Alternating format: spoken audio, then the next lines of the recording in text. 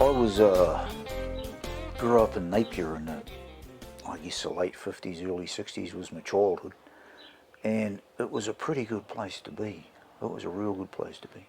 I had a job while I was still at school. I got a job at Linton Motors in Napier, which was a wrecking yard essentially.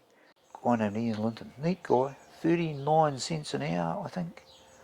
And I worked there for a couple of years just stripping cars and cleaning parts. That was good. But when I left school, I didn't like school. I wasn't a school person at all. I should never have gone there. The freezing works was actually the first job I had because my father knew everyone in Hawke's Bay, and he took me to the works. He knew somebody that was a foreman on one of the chains at the works and just took me in there and said, "This is my boy, give him a job." I stayed there for a while, made some money.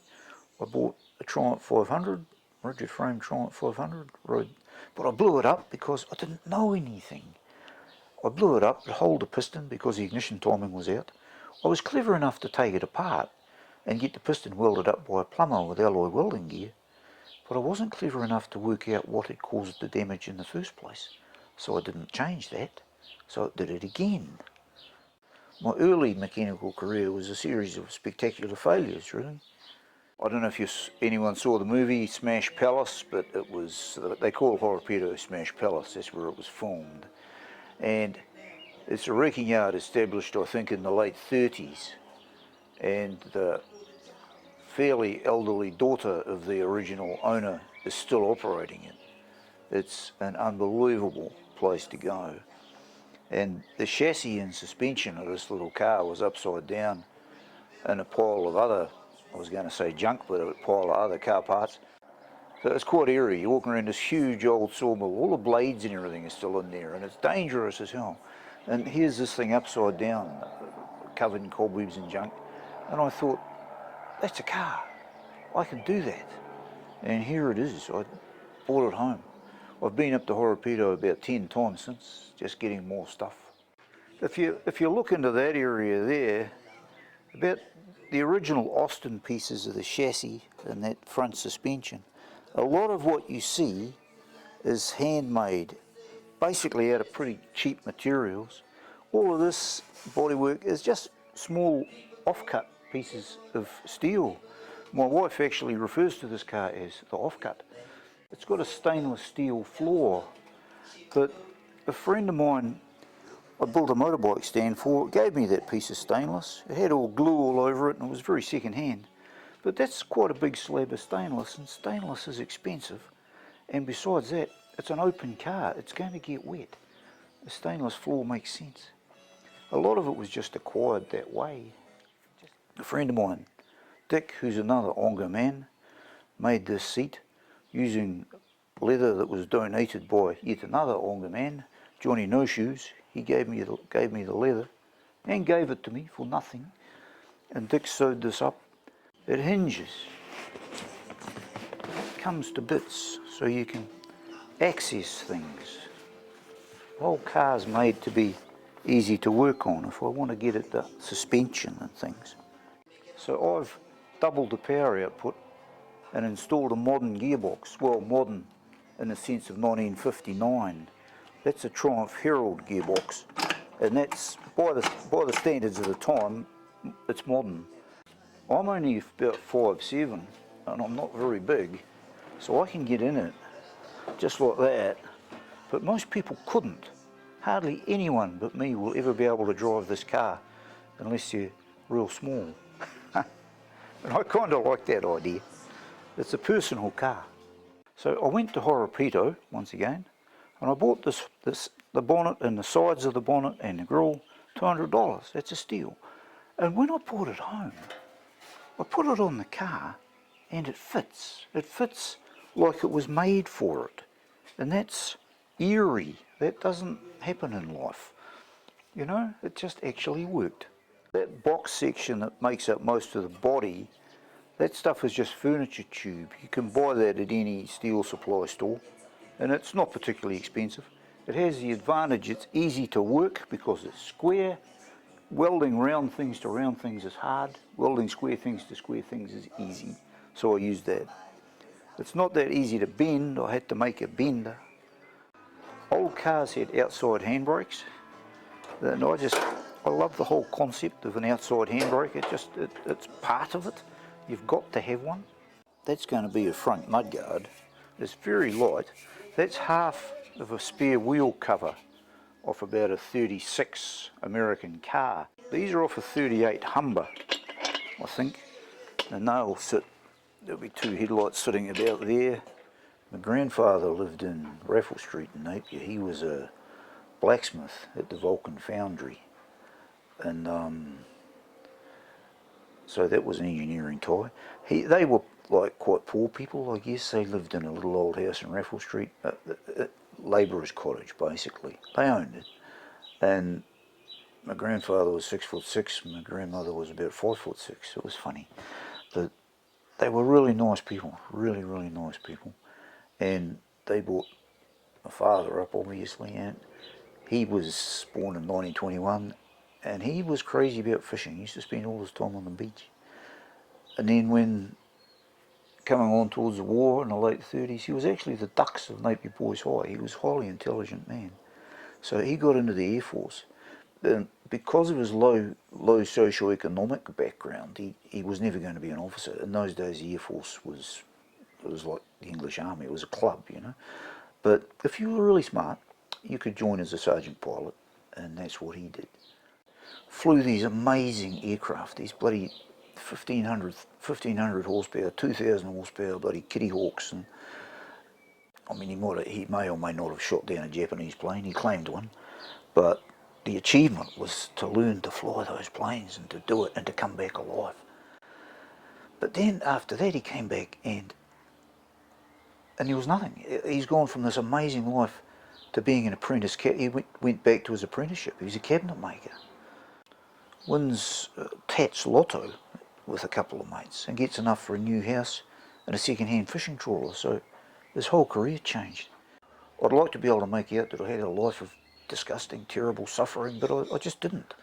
The roof of this structure was put up to shield the caravan. That's why it's so high and narrow and long. And when I sold the caravan, I didn't have any use for that roof. So I bought a whole lot of wood and closed it in. You open that door and in here there's some more stuff. That little black Triumph I've had most of my adult life. Parts of it I've owned since I was 16. And then I bought the black Guzzy.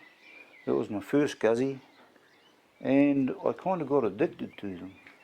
And then I saw the next one, the 1000S.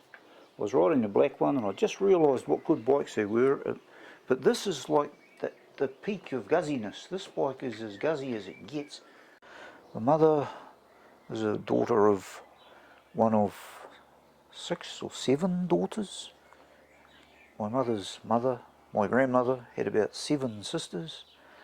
And they were fine looking women. I've seen photos of them somewhere. They look like a netball team. I know my mother was born in Tolaga Bay. Our family history mainly, on my mother's side, mainly relates to the Bay of Plenty and the Uraweras to some extent. I've got a bit of Tuhoi blood, and Ngāti and Maniapoto as well. I know all the history of it pretty thoroughly. And then she became a WAF, which is Women's Auxiliary Air Force, which is where she met my father. She met my father probably in 40 or 41 at Ohakea Air Base. And they were married when he came home from the Pacific for the last time. So she was very down to earth, very practical woman. Made all her own clothes, her whole life. Made all her own clothes. And when I say all, I mean all of them. She never bought anything. And she was always personally like immaculate. She'd got wearing her hair all tied up in this French bun arrangement in the back. Did that for years. Took ages to do it. She'd spent hours in front of a mirror. But she wasn't vain. She was fastidious. She was like a Victorian. I was essentially brought up by Victorians. My standards, and still are to some extent, Victorian. And next to it on the wall there I have a trophy. Viral Signs, first place, post-classic, pre-72, senior, which was some long time ago, 2010 was it?